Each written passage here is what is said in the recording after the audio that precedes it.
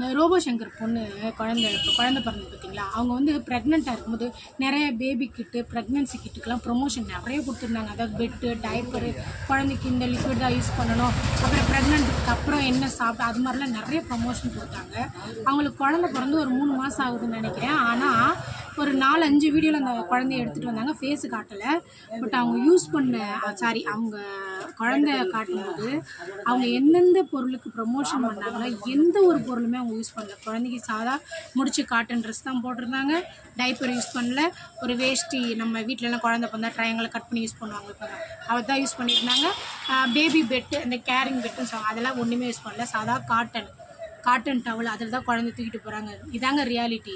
ஏன்னு சொன்னால் அது ப்ரொமோஷன், அது அவங்களுக்கு சம்பாத்தியம் முடிச்சு போச்சு, அவ்வளோதான். அதுக்கப்புறம் ரியாலிட்டிக்கு வந்துடுறாங்க. என் குழந்தைக்கு என்ன யூஸ் பண்ணால் எனக்கு தெரியும், எனக்கு என் நல்லதுன்னு எனக்கு தெரியும்னு அவங்க கரெக்டாக இருக்காங்க. அவங்க அந்த இதில் கரெக்டாக இருக்காங்க.